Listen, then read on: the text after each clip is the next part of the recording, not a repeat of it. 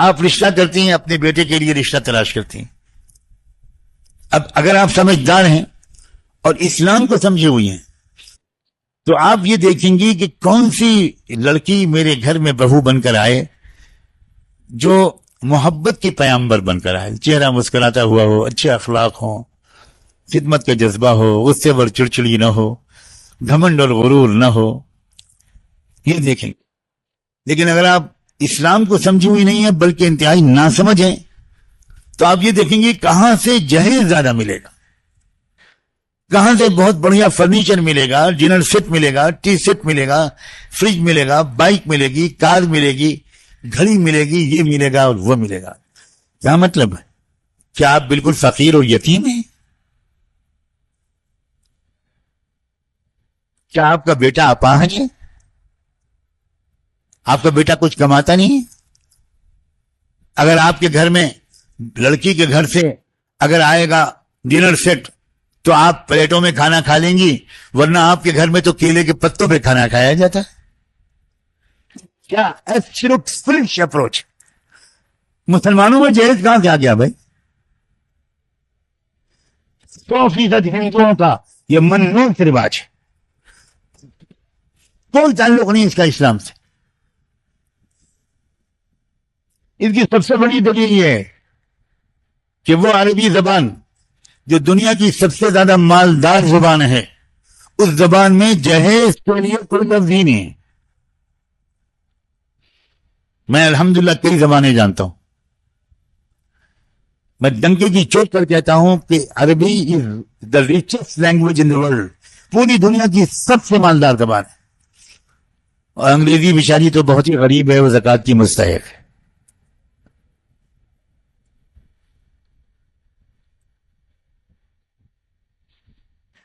عربی والوں کو چاہیے کہ رمضان میں تھوڑے الفاظ کی زکوٰۃ وہ انگریزی کو دان کر دیں.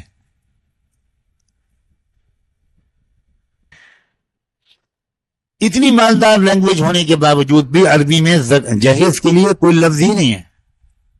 اس کی وجہ یہ ہے کہ پورے عرب معاشرے میں، اسلامی معاشرے میں، پوری دنیا میں جہیز کو کوئی جانتا ہی نہیں. ملیشیا، انڈونیشیا، یہ مسلم ممالک ہیں، میں ان کا نام لے رہا ہوں، کوئی جانتا ہی نہیں جہیز کیا چیز ہوتی. لڑکی والوں کے گھر سے ایک سوئی لینا لوگ حرام سمجھتے ہیں. میں نے شادیوں میں شرکت کی، ملیشیا میں بھی، ترکی میں بھی، کئی ملکوں میں.